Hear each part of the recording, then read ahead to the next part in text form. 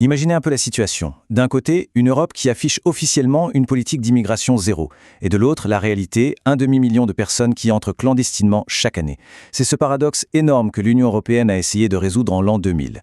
Alors aujourd'hui, on va ouvrir ce dossier, un véritable projet qui a voulu, tout simplement tout changer. 500 000, c'est un chiffre qui donne le vertige.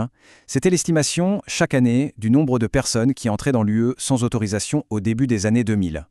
Et derrière ce chiffre, il ne faut pas juste voir des stats. Non, ce chiffre, il raconte une histoire, celle d'un fossé, un fossé immense entre les discours politiques et la réalité du terrain. Et ce qui est vraiment troublant, c'est que cette réalité venait se fracasser contre un mur, la politique officielle inflexible de l'immigration zéro.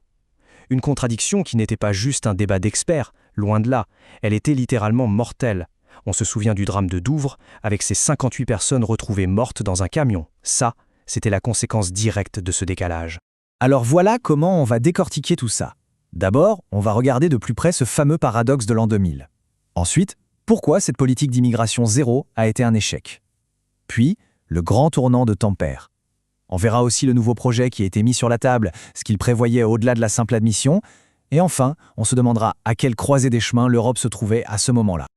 Ok, donc on commence avec le fameux paradoxe. En gros, le problème numéro 1 pour l'Europe en 2000, c'était ce clash, ce conflit frontal entre la politique officielle et ce qui se passait vraiment sur le terrain. Le contraste est saisissant, vraiment. D'un côté, on a le discours officiel, immigration zéro, contrôles aux frontières renforcés et tout ça. Et de l'autre côté, la réalité brute, du travail au noir partout, des secteurs entiers qui manquent de bras et surtout une exploitation humaine qui en découle. Alors, pourquoi cet échec ? La Commission européenne a pointé du doigt deux forces, deux pressions massives et impossibles à ignorer, la démographie et l'économie. Le premier facteur, c'est presque mathématique, c'est la démographie. Les projections de l'époque étaient claires, la population en âge de travailler allait diminuer, alors que le nombre de retraités allait exploser. La question, elle était toute simple et hyper concrète. Qui va payer les retraites ? Qui va financer la santé demain ? Deuxième facteur, l'économie. Et là aussi, il y a un paradoxe. Même avec des millions de chômeurs en Europe, des secteurs clés manquaient cruellement de personnel. Et on ne parle pas que d'un type de boulot. Ça allait de la haute technologie à l'agriculture, en passant par le tourisme ou le bâtiment. Des secteurs vitaux pour la croissance. Le constat, il est donc sans appel. Cette politique d'immigration zéro, en fait, elle n'arrêtait pas l'immigration. Pas du tout. Son seul effet, c'était de la rendre invisible, de la pousser dans la clandestinité. Et ça crée un système super dangereux, complètement chaotique et au final mauvais pour tout le monde. Bon, face à ce constat d'échec, il fallait bien réagir. Les dirigeants européens se sont donc réunis à Tampere, en Finlande, en 1999. Et là, ils ont posé les premières pierres de ce qui devait être un changement radical. L'idée, c'était de construire une toute nouvelle approche sur 4 grands piliers. Premier pilier, le partenariat avec les pays d'origine. Deuxième, un vrai système d'asile commun à toute l'Europe. Troisième, garantir un traitement juste et équitable aux résidents légaux. Et enfin, quatrième pilier, une gestion globale de tous les flux migratoires. En gros, c'était ça, la nouvelle feuille de route. Et donc, en s'appuyant sur ce qui a été décidé à Tampere, la Commission a sorti son plan d'action.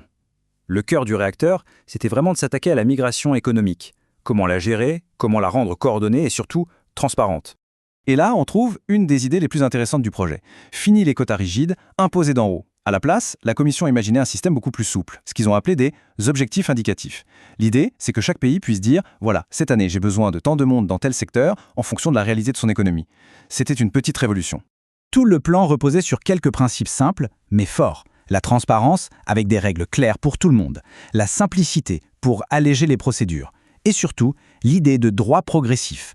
Plus une personne restait légalement, plus ses droits se renforçaient. L'objectif final, c'était de remplacer le chaos et l'incertitude par un cadre légal clair, prévisible et sécurisant pour tout le monde. Mais attention, la Commission a bien insisté sur un point. Ouvrir des voies légales, c'est bien, mais ça ne suffit pas. Pour que ça marche sur le long terme, il fallait 2 autres ingrédients absolument cruciaux. Et la philosophie derrière tout ça est résumée dans cette phrase « L'intégration est un processus à double sens ». C'est une idée très forte. Ça veut dire que ce n'est pas juste à la personne qui arrive de faire tous les efforts. Non, c'est un chemin qui se fait à 2. Ça demande un engagement des nouveaux arrivants, bien sûr, mais aussi de la société qui les accueille. Concrètement, qu'est-ce que ça veut dire ? C'est un peu comme un contrat social. D'un côté, la personne qui arrive s'engage à respecter les lois et les valeurs du pays, et de l'autre, la société d'accueil s'engage à lui donner sa chance, à fournir des services, et surtout à lutter activement contre le racisme et la discrimination. C'est la condition sine qua non pour une vraie cohésion sociale. Et le plan ne s'arrêtait pas aux frontières de l'Europe. Il y avait aussi toute une dimension de partenariat avec les pays d'origine. Le but, c'était d'éviter la fuite des cerveaux, de gérer l'impact de ces départs, et même de faire en sorte que les migrants puissent, depuis l'Europe, participer au développement de leur pays. Donc, si on résume, ce grand projet de l'an 2000, il a vraiment mis l'Europe face à un choix. Un choix fondamental, une vraie croisée des chemins pour son avenir.